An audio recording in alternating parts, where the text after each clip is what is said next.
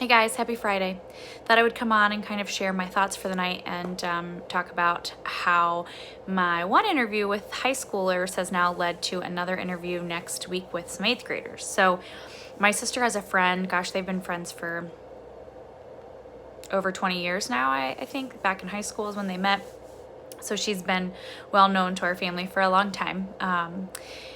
And she reached out after watching my video with the high schooler saying that she wanted to do it with her 8th graders. And like literally in the midst of asking me if I would do it, she was texting the principal getting it approved. And so now we're setting that up for later next week. So that's really cool. I'm excited. I really love to, first of all, I love to talk. Let's be real. If you watched the video of the interview, it's literally me talking. My videos are literally me talking for 20 minutes. So I think it's really cool. I think it's really cool to share the story. I think there's so many questions, and I think from all different age groups, because everyone is seeing it differently. You know, my 12-year-old is seeing it differently than my 15-year-old, and they're seeing it differently than what I'm seeing it. So spread the word, spread the hope. I'm all in. So I guess my thoughts for the night with everything kind of, I hate saying this, but dying down here in New York. Bad timing, too soon, I'm sure. But with everything dying down here in New York, the atmosphere in the hospital has changed.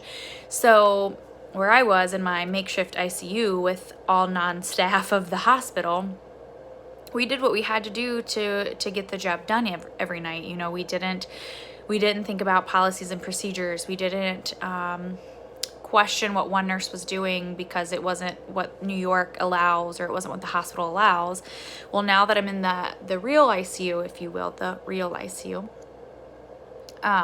they're constantly having 1 to 2 staff members from the hospital on each shift, and that's great, you know, because at least they're there and they're working, and we can try to abide by some of their policies and procedures. But the problem is we were not sat down in a room on day 1 and taught these policies and procedures. And so, you know, we're all still just learning on the fly. And so some things that I find funny, and this video won't be long because I have a Krispy Kreme donut staring at me right now, and staring right back at it. So some funny things. For those of you in nursing back home, this will probably be more funny to you than the people who aren't in nursing or in the medical field and don't understand this. But blood transfusions. Typically when you're in a hospital, you get consent to get blood as a patient one time, and it's good for the hospital admission, right? So I could be admitted for 30 days. I could sign consent for blood, and that one piece of paper is good for the entire 30 days. Whether you want to give me 5 units of blood, or you want to give me 12 units of blood, or you want to give me 1 unit of blood, that one piece of paper takes care of it. So I don't think it's a New York thing. I think it's more of a hospital thing. There was probably something that happened, you know, bad things happen in hospitals, period. And because of that, things change, policies change. Their policy is that you have to get blood consent from family members every time you decide to do, sorry, I have like Vaseline coming out of my nose because I shove Vaseline up my nose every morning before I go to bed. You have, yeah, sorry, I totally am, it's late. Right, so blood transfusion. So if I decide I want to give you a unit of blood right now, I call the family and I have to get permission. And then say 3 days later, I decide you need another unit of blood. Apparently you have to call and get permission and say, this is permission for 1 unit of blood, or this is permission for 2 units of blood. So I find that funny because, you know, I'm not going to call a family member at 4 a.m. for a blood product when they've already consented 5 or 6 times in 2 weeks. I think it's a waste of time. I can't imagine these families that are having us do everything in our power to keep these people alive would say no after saying yes 5, 6 times already. So it's ridiculous to me. But anyway, so there's one thing. Another thing was like NG or OG tubes. So those are feeding tubes that we put in when someone is like intubated. And it goes into the stomach and it allows us to give them food, right? Because in order for us to heal our bodies, we need food. It's a nursing job. It's very nurse driven. Nurses place them, the end. Here, they do not, however. Here, the residents place them, which is very weird and such a waste of resources, but that's fine. Okay. What are some other things? Arterial lines. So arterial lines are something that are placed to help us watch someone's blood pressure very closely. The nice thing about an arterial line is that you can easily get blood from the patient to send for labs. So you can send labs as often as you'd like. Apparently here, nurses do not draw from those. Residents do. So imagine how much these residents love, and I mean love, the nurses who have traveled here to help in comparison to these staff nurses who do nothing. And I don't want to say do nothing. I can't speak for all staff nurses. One may have slept 10 out of the 12 hours. That's probably an over-exaggeration, maybe more like 6 of the 12 hours. Others are working and they're taking care of their patients and they're very nice and they're helping the other nurses and answering questions. But it blows my mind. And I didn't realize it in the PACU ICU, because in the PACU ICU, it was all staffing nurses. So we all just did it. They just did it. There was no question. The resident would always ask, hey, do you need me to do it? And I was like, well, that's a weird question.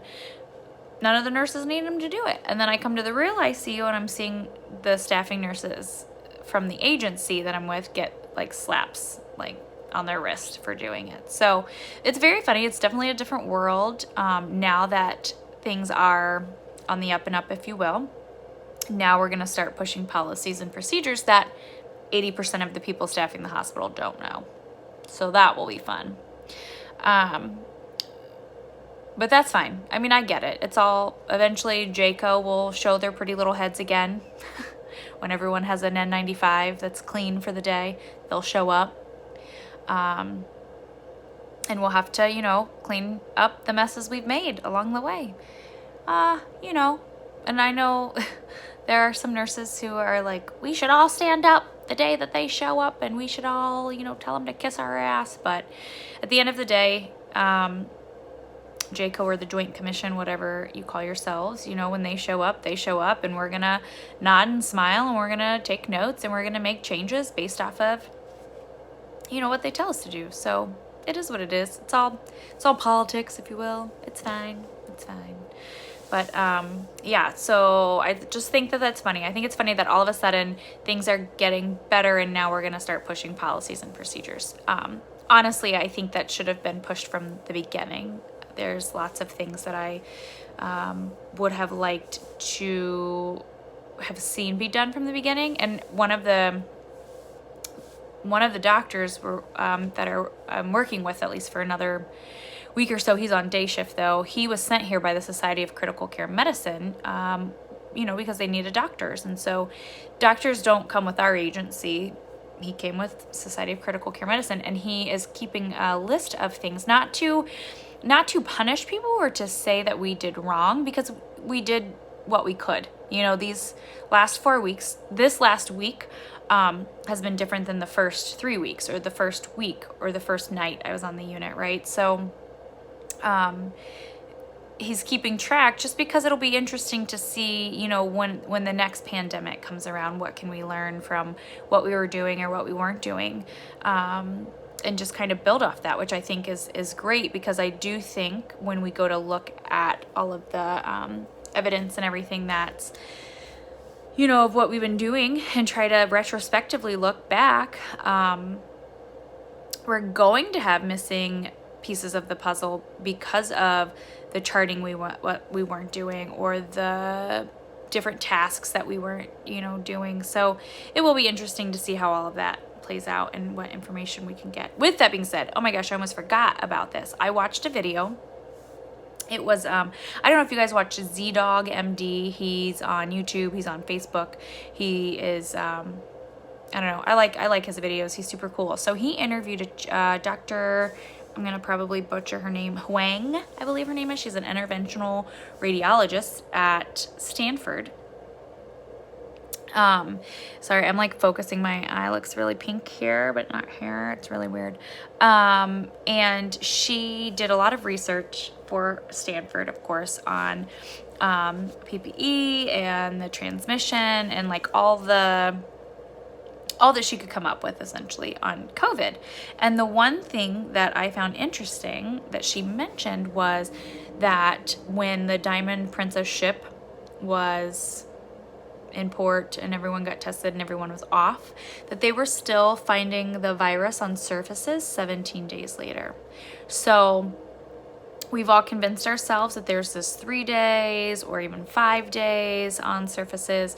Well, in the Diamond Princess ship, there were spots where 17 days later they were still finding evidence of the virus. So I think that's just something to think about. I won't say my opinions on it. I'm still, being in New York, my opinions have changed from what they were in Ohio, and then they always change. I'm constantly reading things or seeing things that make me really kind of question things, but I think it's because I want to make sure I'm doing the right thing for myself and for my family when I get home. So, but that 17 days, that's huge, right? Because tell me, have any of you heard that? Have you read that anywhere? Because I know everything I've seen or read says 3 to 5 days. I've been in New York now for 4 weeks, and I only randomly came across this video and took the time to watch it, and she said 17 days. So I don't know. Think about it. Let me know what you think. Let me know if this changes your thoughts on opening and social distancing and wearing masks and whatnot. Let me know. Let me know all your thoughts and opinions. And we can continue to discuss it, obviously. But other than that, I'm going to eat this Krispy Kreme donut that's giving me them love eyes. And then I'm going to go to bed because tomorrow is today. And today is another night at work. So, it is what it is.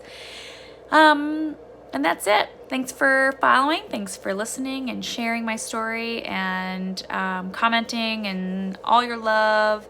I appreciate all of you.